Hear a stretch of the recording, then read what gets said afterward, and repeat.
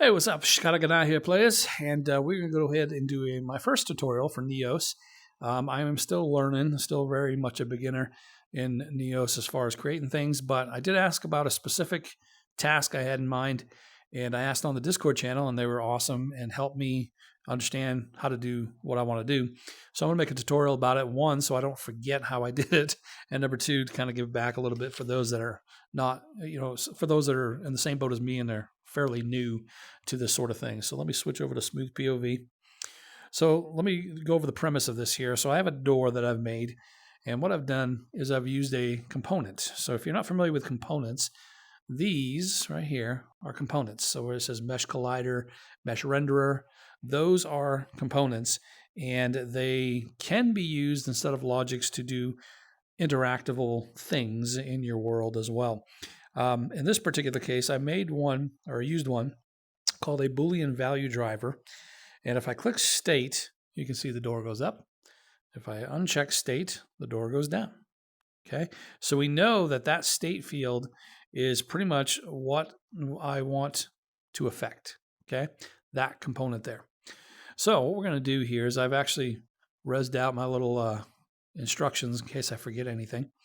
So I'm going to go ahead and switch over to my dev tooltip. So you should only need a dev tooltip for the majority of this. You'll need some Logix as well. But I'm going to go ahead and create new, and we'll make a box. And they're going to represent pedestals in this case here. So I'll make it about yay big. Put it out here. All right, so I'm going to make 3 of these. So duplicate. And the premise of what I want to do, or want to achieve here, is I want a specific object placed on each pedestal. And when all 3 objects are placed on those in the right order, this door will open. Maybe even play a sound. That's the idea.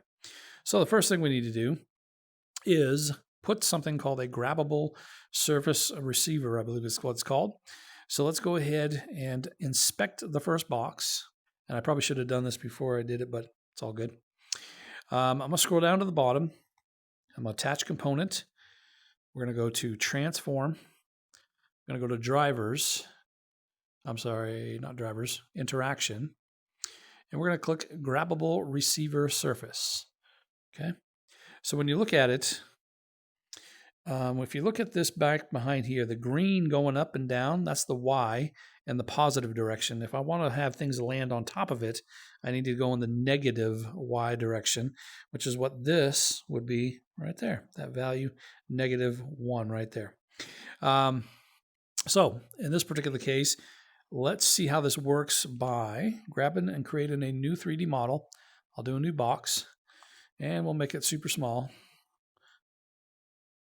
There we go. And I'll even just kind of give it a material just to, there we go, just to know that it's different. So if I take this model here and I bring it over here and drop it, see how it drops and it snaps to that surface. Now it has to be within its sphere of influence or collider, which is right there. Okay. Now that's all well and good, but for our purposes, what we want, let me move this over here a little bit. What we want is we want to put a check where it says parent placed right there. So you see here, here's the main slot, which is the table.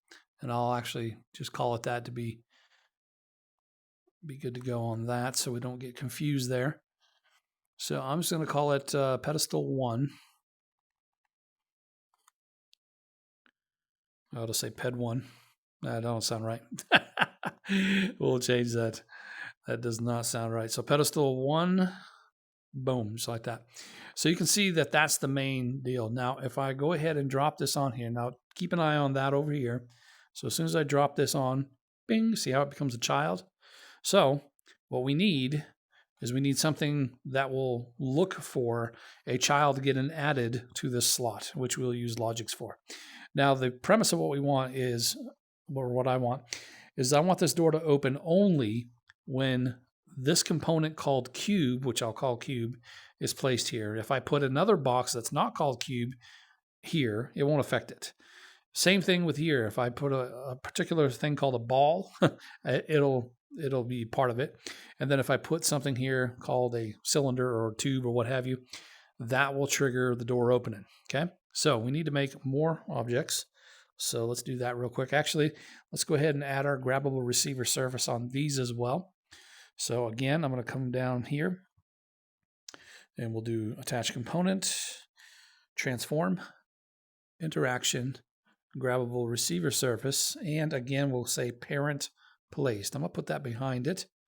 And lastly, we'll do the same with this one here. Attach component, transform, interaction, and grabbable receiver surface. And again, we'll make sure parent placed is checked. Next, let's make our sphere. So we'll create new 3D model, sphere. And I will go ahead and make that a heck of a lot smaller. And I will grab this material and just add that to it. And let's go ahead and if I click it, I'm going to go ahead and inspect or get this inspector for it. I don't know why I'm having such a hard time clicking on it here. There we go. I'm going to open its own inspector here, and we'll leave it right there. And you'll see that with this particular one, I don't know why this is giving me such a hard time grabbing it. All right, I'm going to deselect all and see if that helps. There we go. So you can see with this one, if you look up here and drop it, add sphere, right? So there's our parent. We'll put that above that. And let's go ahead and call this one ball. Okay, so we'll say ball. Awesome. I'm going to put this down here for just now. And also I want to add a inspector for this one because we will need that. So I'll say open inspector, and I will call this one a cube. Just like that. All right, so I will leave this down here because we will mess with that here in a moment. And then lastly over here, let's make a new 3D model, and we'll do a cone. And I'm going to shrink that down.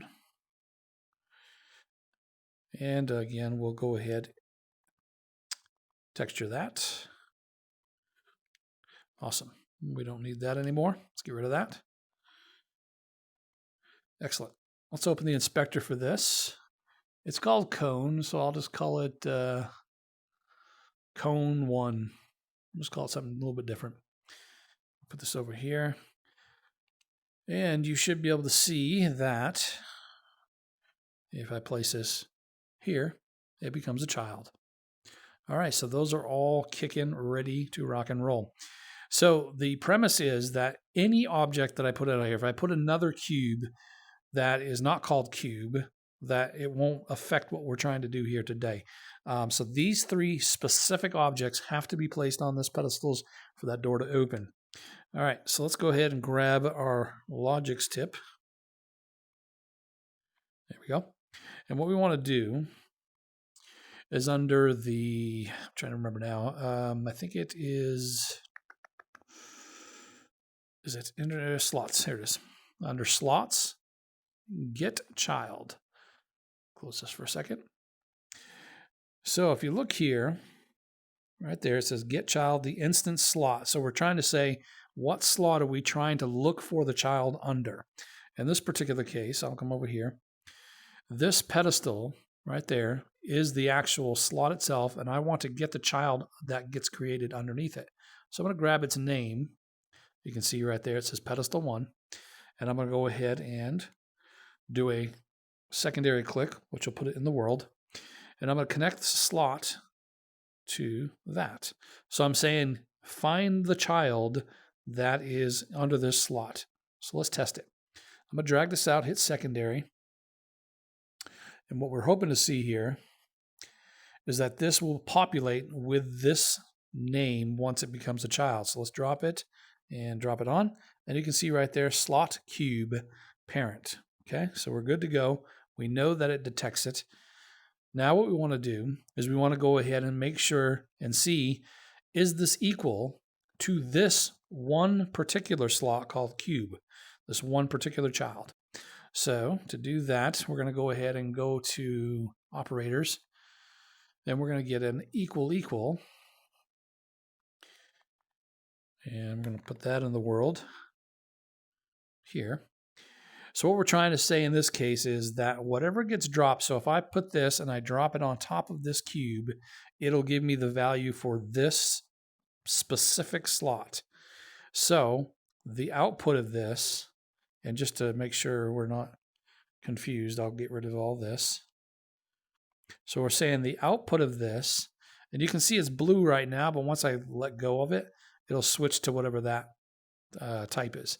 So I'm saying the output of this, which will be whatever I place onto this cube, whether it's another sphere, whether it's this, right? If it's this and I drop it on, it'll still give the name of that sphere, but I want to compare it to be equal to just this. So I'm going to grab the name for cube, and I'm going to go ahead and hit secondary. Okay, that represents that.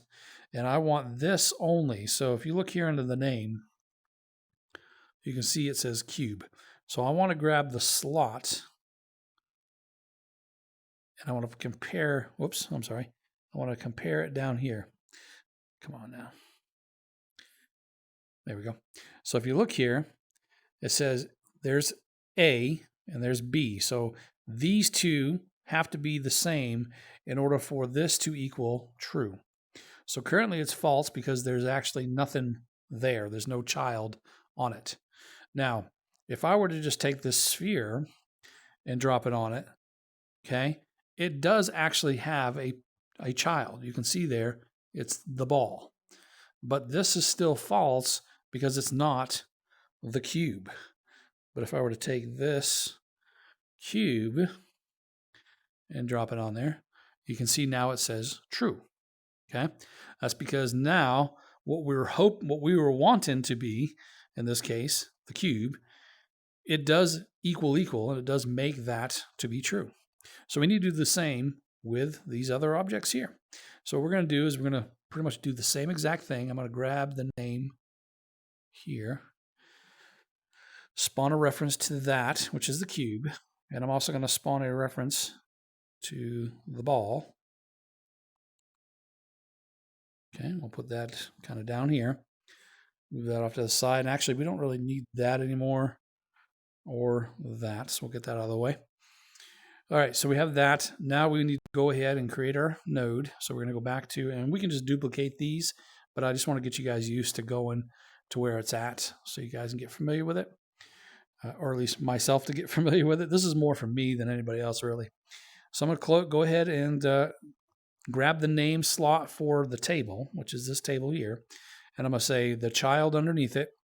In this case, we want to have it be equal to this ball specifically. So we want to go back here to our operator, and we want to grab the equal again. Oops, looks like I did not grab it for some reason. So let's go back again, operators. Did I get it? There it is. All right, so grab that, and we're going to say the output of this up at the very top has to equal ball. Okay, so let's go ahead and test it and verify. So right now it's false. If I were to put this cone here, still false. But if I were to put the ball here, it's true. All right, we are playing with power. All right, let's go ahead and do this last one here. Go grab the cone. Oops. We'll grab our cone, put that here down towards the bottom. And then we'll also grab our last table, which I should have named table, but you guys get the idea. All right, I don't think we need this anymore, so we can get rid of that. And once again, just so I can get used to where I'm going, slots, get child. There we go. And again, we're going to go ahead and compare. So we got the get child, and we want to go to the operator now. So operators, get the double equals, which is a little different than the regular equals in programming, where a single equal will assign a value. This one compares a value. So again, we're going to go ahead and want to compare it against whatever gets placed on here. And that, in this particular case, would be specifically our cone 1 or whatever it's called here. So let's test that, drag that out, verify. If we put the ball here, still false. Okay, and if we put the cone here, it's true. Excellent. All right, so now that we have done all that, the last thing we need to do is we need to combine the Boolean for all of these. Let me go and lift that up. Combine the Boolean for all of these into one single Boolean, as it were. So we're going to go back to Node Browser and go to Operators, and we're going to do this AND symbol, which is the ampersand. Okay, and because we have 3 values that we want to compare, we're going to hit plus, and these 3 left inputs are where these Booleans are going to go. So let me grab this Boolean, drop it in the first one. Let me grab this Boolean, drop it in the second one. And let me grab this Boolean result, and we'll drop it into the last one. Oh, come on now. Drop it into the last one. Wow, it's giving me a hard time. Let's try this one more time here. Boom, there it is. So whatever comes out of this value is going to be the ultimate Boolean, as it were, right? So in this particular case, this will only be true if every one of these is true. So far it's not the case, but if we drop this, that becomes true. This is still false because these other 2 are false. Let's go ahead and grab this. That's true, but this one's still false. And as soon as we drop this one on, bing, now that is true. How awesome is that, right? So now that that's the case, what we need to do is come over here, and because the thing that we want to affect is this checkbox, we want to grab this component here and spawn a reference for it in the world. There we go. And this state field we want to turn into true. So to do that, we're going to connect it here to state. Now its current state, it's false because these have not been placed. Therefore, this is currently still false right there. Okay. So let's go ahead and do our deal here. Drop that on there. Drop that on there. And we'll drop this there. Boom. Look at that. The door comes up and the state field is true. It's checked. How awesome is that, right? There it is. And as soon as one of these becomes false, door comes up. Okay. Now you can also add in something else to this. I'm going to get rid of this just so it's not confusing. You can also do something like this. Add a node, and you can go to flow, and you can do fire on true. So if there's something that you do want it to fire when it's true, other than the state being checked, this is where this comes in pretty handy. So let's say, for instance, you wanted to play a sound. You're going to go to audio. You're going to do play one shot. Put that in the world. And what you'll see is right up here on the top, you'll see it says play.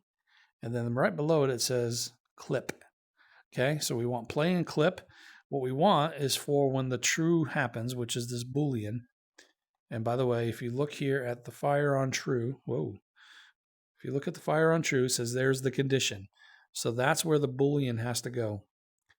Okay, we're going to drop that on there. So whenever this becomes true, this node will fire out, right? This is where the pulse will come. So if that's the case, this is getting to be a little messy here. I want it to play a sound. So we're going to go up and drop it in there. Now it's looking for a clip. So let's go ahead and click on audio clip. And we'll just give it a sound. I'm just going to grab one from the Neos Essentials folder. Sound effects. We'll just grab, I don't know. This one sounds fun. I don't know if you guys can hear that or not. Probably not. I'm going to put that in there. Awesome. All right, so now we have an audio clip. Let's add and connect that audio clip to where it's asking for a clip. All right, so now when this goes here, bing, door goes up, sound goes off. Now, if you couldn't hear the sound on the video, that's fine. Just know that the sound did go off, and it's essentially because of this being true. So there is a door that will open for some sort of puzzle that you make here where something specific has to be there. And again, it can be any object that you want to choose to be that way. So if I wanted to make another box and say, I'm going to put this over here and drop it on there, boom, it still doesn't make it true because, again, we're saying that it has to be this cone. So that's kind of a way to get around from doing tagging and from people kind of cheating their way through, maybe. So this would be a better option, I think, is to directly call a slot, in this case being this slot here, for each individual table. Okay, so I hope you guys enjoyed that. I'm going to continue making this world here, and I'm going to publish it soon. But I'm making a little tutorial world for those that aren't familiar here.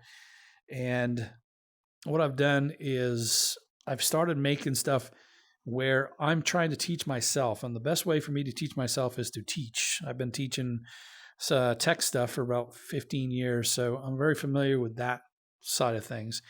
And I learn better when I'm like teaching it. So if I learn it and I teach it, I learn a little bit better. And so what I've done is I've actually created step-by-step instructions, and I made these stations, if you will, that they can do. Like if you want to learn how to do tween animations, to do, tween from here to here. This is from Probable Prime's video series. And I basically just watched that and learned how to do this. And he does a great job. But I went ahead and wrote it out in a step-by-step manner for those that want to be able to do it directly in here and kind of go step-by-step. And I also kind of annotate it myself to help myself and say, this is why it does this. And I've also included, because this helps me, I don't know if this will help anybody else, but when I have a node, like the tween node, for instance, on the wiki page, they have a description of what each pin does. I need that for me to help me know what's going on. So I actually list out the inputs and outputs whenever I have a node that I'm using so that I know exactly what I'm doing. Instead of me just making a tutorial that says, click here, connect that to that, connect this to that, connect this to that. I want to know what is each one of these things actually doing, right? That's the intent of it. So hopefully this will help you guys. Like I said, I've made a variety of different ones here, mainly from the Workshop Wednesday videos and also from Probable Primes. And I'm definitely not even close to being done, but I've got this little world here and I'm making these little workstations, and I'm going to add that one. I'm going to keep that one up here. And yeah, actually that's what I'll do. I'll keep this one up here because I already have the instructions listed here that they can follow as well. So, but I hope you guys enjoyed that. I know this is so fun for me to do. I just love everything about doing the stuff in Neo. So until next time, peace out, players.